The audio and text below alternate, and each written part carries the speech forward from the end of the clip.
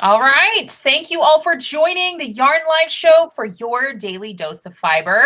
I'm Selena Baca, founder, host, and lead educator with the American Crochet Association. And we also have Me, I'm Jess Mason, the founder of the Yarnpreneur Society and Academy. Absolutely. So come on over and get tangled up in this fun, upbeat educational channel that's dedicated to the hanks, the skeins, the balls, and the cake that we love most, and to the people who make the most out of them, because yarn is life. Season 2 ends today. This is our last episode. We had 10 episodes in season 2, and we want you to please subscribe to this channel so that you don't miss any news or updates on season 3. Awesome. Today's episode is sponsored in part by you. Check out our Yarn Life swag shop to pick up a token tee, tote, or mug today.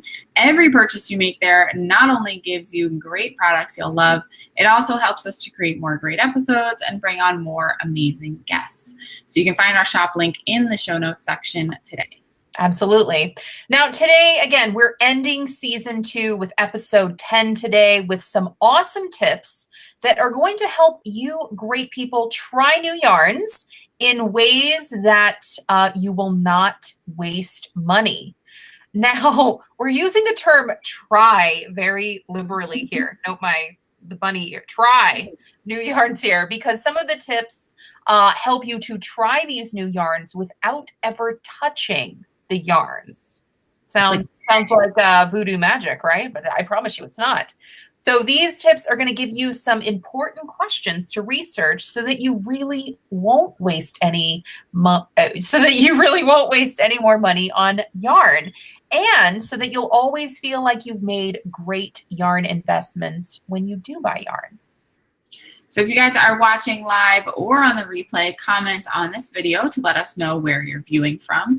We also love to hear how the weather is in your neck of the woods, so let us know.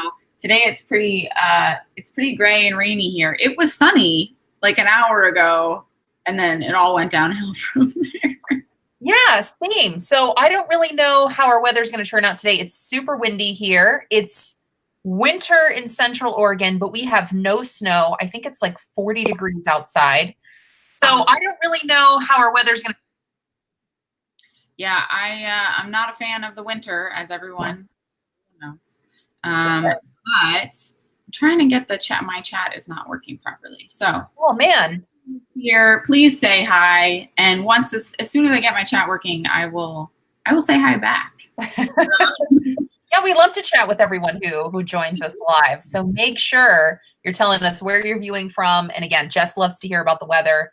Unless it's terrible. Well, no, even if the weather's terrible, then you feel better about where you are. Isn't that right, Jess? Yeah. So if it's good, I live vicariously through others. And if it's bad, I send you sympathy because I know what that's like. Yes, we do. Absolutely. Well, I see we have quite a few viewers today, so I can't wait to see who's here. Any updates? How's our tech going? It's not loading. Technology. I've never had this problem before. I'm gonna keep working on it, so maybe we'll work through it, and then I'll see if I can get it to cooperate. Okay. All right. We'll do that. Okay. So guys, again, everybody watching live or on the replay, because replay, just, have fun just like you're here live. I promise it'll be just as good. So come on over, say hey, say hello, tell us where you're viewing from, and tell us what the weather is, because, that's always a good time. So Jess, tell us the magic behind how do you try a yarn? How do you try a yarn without buying it? Yes. So this truly is magic.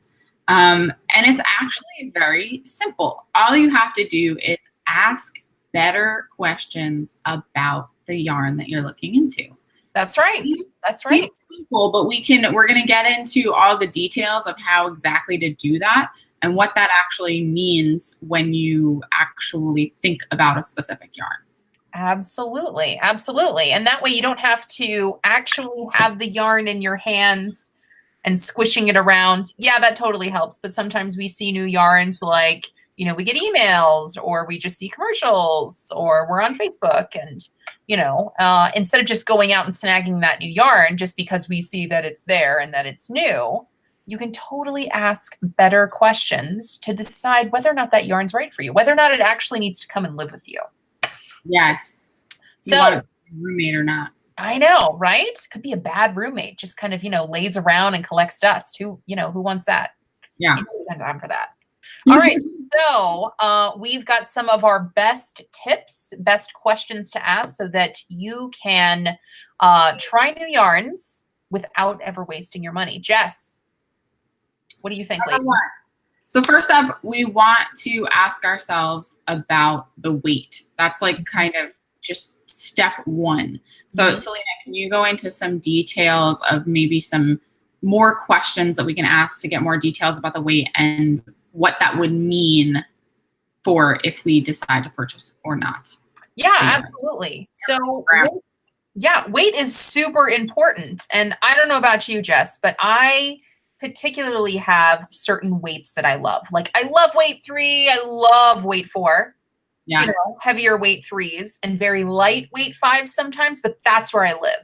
So for example, that is the great first question to ask. Like if you see a new yarn and it's a weight 2, I may go, I don't know. Like I can hold off.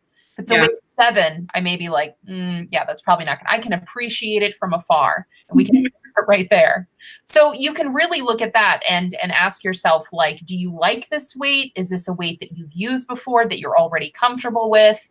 Or if it's not a weight that you used or not a weight that you've comfortably worked with, consider like, is it one that I would? Like, I love weight 4, but this is a weight 5. I don't know. Like, is that something I'd really be interested in? Yeah. So that's a great first question. Yeah, I think I started in the weight 4 arena. And as I got into knitting more, I never thought I would knit with like, sock weight or fingering weight. And yet I have and actually really enjoyed it. So I would say that I inhabit like the fingering. I like that. I like weight 4. And then I do like a bulky. So anything that's kind of like in between the median and like the outside, like I'm really not interested in. I hear you. I like those, markers. Yeah, so we can also kind of look at if we've used this weight before, and what that experience was like. And you can also look at, hey, maybe I haven't used this weight before and I'm curious to try. Yes. And so if you look at really there's no, I don't want to say there's a wrong answer and like, hey, I haven't used that, I'm not going to try it. Like you were just saying, it's like, hey, I've never used a weight 3 before, I've never used a weight 2 before, but I'm curious. Right. So, I mean, that could just be one question that you ask, whether or not you're interested in kind of taking on this new yarn. Yeah. I reach out to work. So we'll take a break real quick right before we go into the next question to ask, because I want to say hi to everyone. Yay! Welcome, everyone. Natalia's here. She says, hi, ladies. Hi. Linda says, hi from the UK. Cloudy, but not too cold. That's nice. Natalia says it's really nice now. She's taking the kids and us. She's taking us outside. Yes. See, this is what happens when I ask about the weather. I get to enjoy the nice vicariously. That's right. Karen says hi. She said she's in Rhode Island. It is 48 and gray. But at least it's not too cold. 48 isn't too bad. No, that's not. This is someone who hates the cold. I'm 48. I'll go out in like a sweatshirt. Yes. Yeah. Awesome. It's not bone chilling. If you're just joining us now, feel free to say hi. Okay, so we talked about weight. Yes. Next question we want to look at is, what is the fiber content? So if we've kind of decided, cool, based on the weight, we either want to give it a try because we've used it before, or maybe we haven't used it before and we're curious, we can then look at the fiber content. So Selena, can you walk us through some of the questions that we can ask in that realm? Yeah. So much like weight, there and how there's a lot of different classifications of weight. Fiber is the same deal. So some questions you can consider are what is the fiber content? Is it a blend? Is it 100% cotton? Is it 100% acrylic? Is it wool and acrylic? What's going on with the fiber? And you can just, consider or research what are the positive characteristics of that content. And what we mean by that is that, all fiber contents, they have characteristics that are best suited for certain projects or best suited in certain environments or elements or things like that. Right. Yeah, so those are great questions to ask. And that will help you determine what projects will best suit the fiber content. Is the fiber content, is it going to be really hard to work with? Is it going to be hard to care for? Is it going to be hard to clean? Just asking and considering, or asking what the fiber content is, considering what it's best suited for, the pros and cons, and then determining, it's going to be easy to care for or work with and all that kind of stuff. Those are great questions to ask for yarn. Awesome. Mm-hmm. Yeah, I think, especially when we're talking about crocheters, a lot of us get started with acrylics. Yes. And other fiber contents can seem daunting or confusing, or like we don't know how they're going to react or what they're going to be like to work with, or, are they soft? Are they strong? Are they like, what are the characteristics? So that's definitely something, if you don't know, if you've come across a yarn with fiber content that you've never experienced before, do a little bit of research. And there are plenty of people out there who will tell you, what the fiber content is like, how it reacts, if you want to throw something in the washing machine, or maybe it's hand wash only, like all of those kinds of things will inform your decision. Absolutely. Absolutely. All right. So those are your first two questions. What is the weight and what is the fiber content? And, what does that mean for the decision of buying or not buying? To buy or not to buy? That is the question. That's right. So next, we want to look at the ply and texture of the yarn. So this is where we start getting a little more technical, okay? But it's really a super simple concept to understand, and it can make a big difference in how the yarn feels, reacts, what type of fabric it creates, and all the. So we start thinking about that, and we get into more of the details of the yarn. So Selena, can you talk a little bit about that? Yeah, absolutely. So a ply of a yarn, if you're not familiar with that term, is basically how is this yarn constructed? So when you look at it, sometimes you can kind of look at the end of a yarn and, it kind of frays a little bit. So for example, is it multi-ply? Are there 27 different plies all bound together that create this, one strand of yarn? Is it a 2-ply? Is it a 3-ply? Is it roving? Are there no plies whatsoever and it's just spun that way? Is it a thick, thin yarn? Is it a continuous kind of gauge of yarn?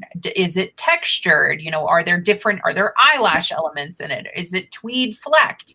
I mean, just thinking about literally the yarn, we look at the yarn unit as a whole, but it's also important to look at the yarn strand and just kind of like take a peek and like, it's thick, thin, and there's eyelash, and there's this, and there's that. And what kind of fabric is this going to create? Am I going to enjoy this? Like, I love looking at the yarn as a whole, and that's beautiful. But, on that cellular level, so to speak, when you look at that one strand of yarn, I think that you get a better feel and better understanding for what kind of fabric it's going to create and whether or not you'd enjoy working with it. Man, if I had asked myself these questions, I would never, ever have purchased fun fur. Oh, fun fur is the best. Sometimes. Never. I did make a really cute little like hedgehog looking thing with it. Yeah. See? But the experience of working with it is just not fun. It's not fun. It's supposed to be fun fur. Isn't that ironic? Very fun. Yeah, so that's, but that's something that I know in future. When I come across a yarn that is eyelash yarn or fun fur, I will not be partaking. So that's kind of where we can also bring in our experience. Yeah. of what have we enjoyed working with in the past and what have we not.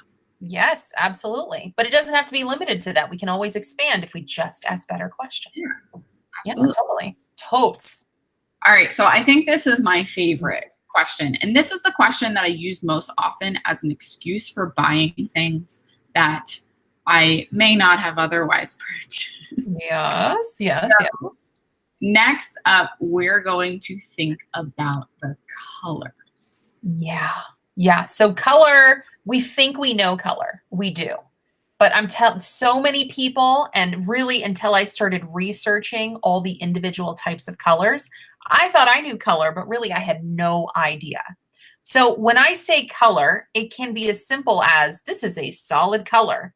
This is a heathered color. This is variegated. But what does variegated mean? It just means there's different colors. Is it variegated with 2 colors, 3 colors, 10 colors? Is it a short repeat? Is it a long repeat? Is it a gradient? Is it a abrupt change? Is it an ombre? So there's so, yes, we can look and go, this yarn is different from this yarn, but do you know that this is an ombre and that's a solid? Well, your brain knows that, but if you don't know the definitions and you don't really understand what gradient ombre means, then you really are limiting yourself in terms of what that yarn is capable of. Yeah. And so that's kind of like color as a whole.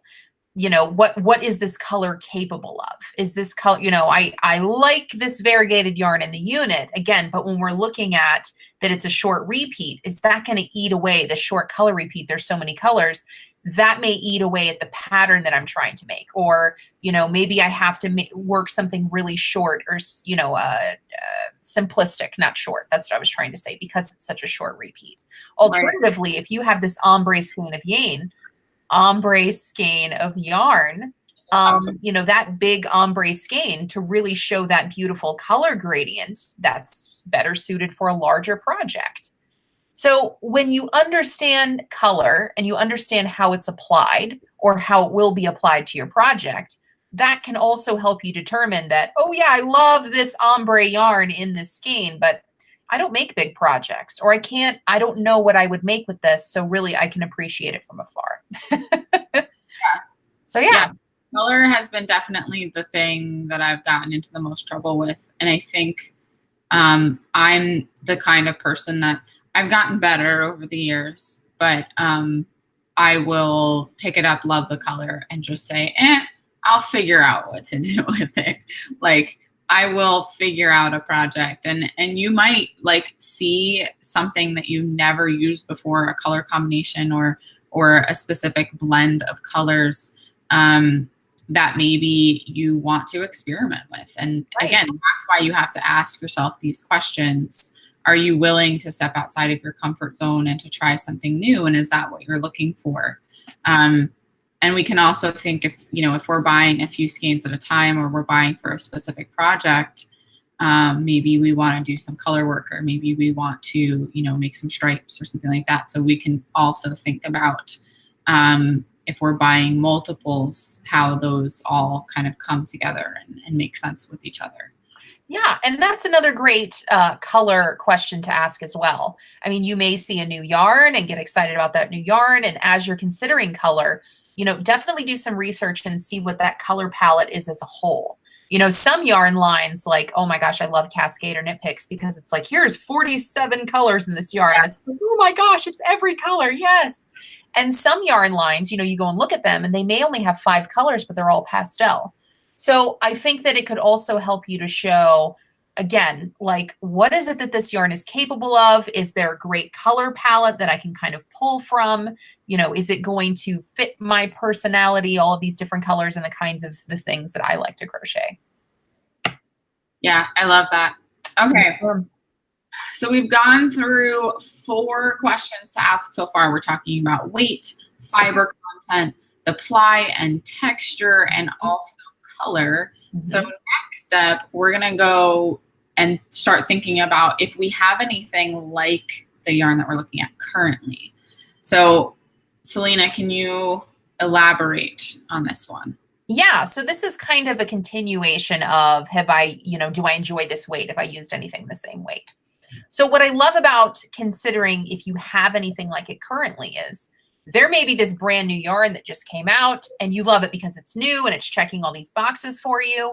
I love going to Yarn Sub, especially for new to me yarns or new yarns, because Yarn Sub will show you what its parallels are, you know, what other yarns are, you know, maybe exactly like it. So for example, if a yarn is checking a lot of boxes for you, but you know, maybe it's this new yarn by Hobby Lobby and you're like, wow, let me go and check this out.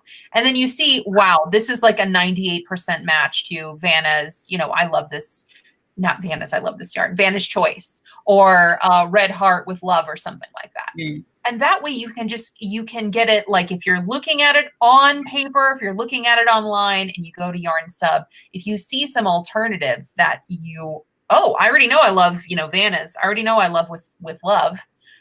Yeah, this is totally a yarn that I feel like I'd be comfortable with, you know? So I like that tip because I think it's very useful and it's a very quick way. You can just go to yarnsub.com, yep. You know, type in your yarn and it will help you understand a little more about the yarn, because again, that's the whole point of what we're doing here is how can we, that's why it's magical. You know, how much can we understand about a yarn without buying it? Yes. And this could be a yarn that you actually have, you know, the ability to put your hands on. Maybe it's out of Michael's or whatever, but maybe you can't. You know, maybe it's a new Knit Picks yarn and you can't actually access that anywhere. The only way to get your hands on it would be to actually purchase it. So this is, we're trying to get as close as possible to touching it, maybe without being able to touch it. So these are some things that can really, really help with that. So lastly, we have, this is a fun one because I think a lot of us really love to do this. This is like one of my favorite things. So we can look at what other people are doing with the yarn that we're considering. Yeah. And the best way to do that is to go to Ravelry and look deeper into that yarn. So what are your favorite ways to research a yarn on Ravelry? Yeah. So I love that, you know, we can integrate Ravelry into like any aspect of our fiber life. Like almost any question you have about fiber, like you can find good answers on Ravelry. So I think that, you know, you see a yarn or you hear about a yarn, and a lot of times, just, I don't know if you still see this, but you're in these groups and people go, oh my gosh, I love this yarn. Show me what you make with it. Or I love this color. Show me what you make with it. And then we just kind of wait for information to come to us. I love going to Ravelry because more likely than not, the yarn that you're looking for is probably already listed there. And it's probably compiled a lot of data from the yarn universe. So I love going to Ravelry, looking up whether or not the yarn is there, because you can get amazing information. There's a rating on the yarn, like up to 5 stars. Like, how do people rate their experience with this yarn? You can find details about the yarn, like how many colors is it available in? And, you know, so there's just, you can find all those little characteristics. Where do you buy it? Stuff like that. But also you can see finished projects made with that specific yarn. And you can get super detailed. You can get detailed based on, like, what do people do with this yarn? And maybe you see overwhelmingly so that people make accessories because it's soft merino and the colors are great and blah, blah, blah.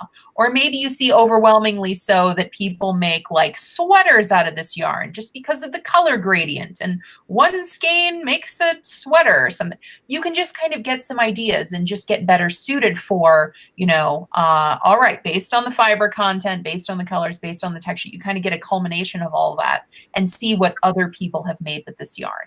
So that is definitely, maybe not the final checkpoint, but definitely a checkpoint on, should I get this yarn? Yeah, I mean, that's one of my favorite things to do from a pattern standpoint. And I think it's a great way to evaluate a yarn as well, because you get to see finished objects. Yeah. You get to see, you know, ratings on the yarn. So you can really kind of, it's the closest thing you can get to like literally tapping someone on the shoulder and be like, hey, you use this yarn. Tell me what it was like. Yeah. So I think that's kind of a great way to get a holistic view from a lot of people who have maybe used it for different crafts. Maybe someone used it for crochet, someone used it for knitting, and you're looking to use it for something in particular. So you can kind of, evaluate based on their experience as well. Exactly. So yeah, so these are our tips for, the try before you buy, and hopefully you never waste money again because you're making better decisions whenever you're thinking about buying yarn. Yeah, and I would just like to point out that Selena is wearing a sweater that she crocheted, and the pattern is out now.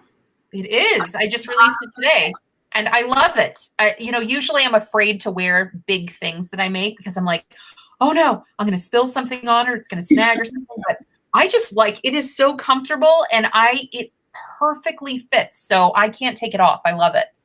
Well, I was there, just not to brag, but I was there when Selena figured out how to make the armpits work. Yep, Jess was.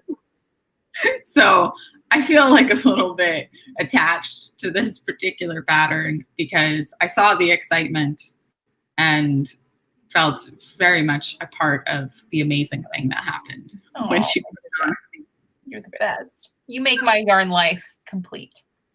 Oh, well, I'm so excited, even though this is our last episode of the season. That's right. I am very excited that we got to do this season so close to the holidays, which is fun.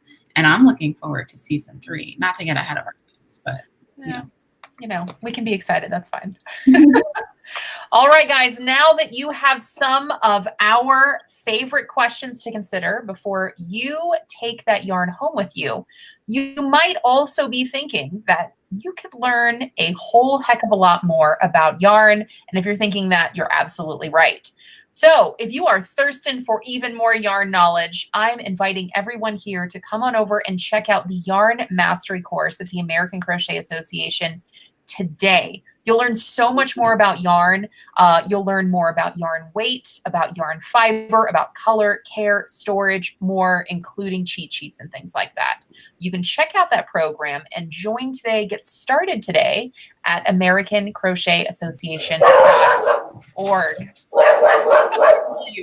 Of course. All right, so let's see. We've had a few people posting in.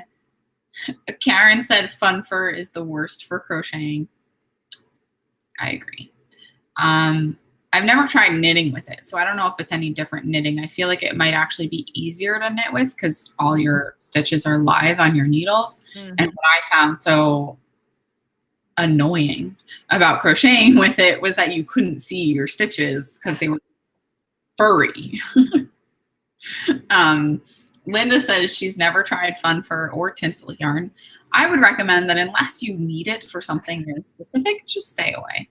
It's not that exciting anyway. Yeah, I used it a lot for photo props and like character hats, and it worked brilliant for things like that. But I always had to double strand it with, another yarn so that I could really see what I was doing. Selena's a genius. Okay, I try. Natalia says she loves your sweater. So thank you. I love it too. I might have to make myself one. Oh, I would be honored. You can think of me while you're making the yarn. It's fit and everything. Oh my gosh.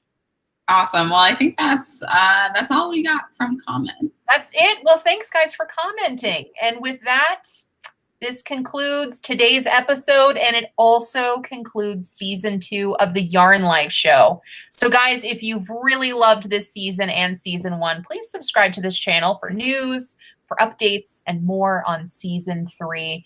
And definitely come on over and join our Yarn Life community on Facebook to keep in touch every day in the meantime. Awesome. Well, remember, guys, today's episode is sponsored in part by you. Please check out our Yarn Life swag shop to pick up a token tea, tote, or mug today. Every purchase you make there helps us to create more great content, more episodes, and bring on even more amazing guests. You can find our shop link in the show notes section today.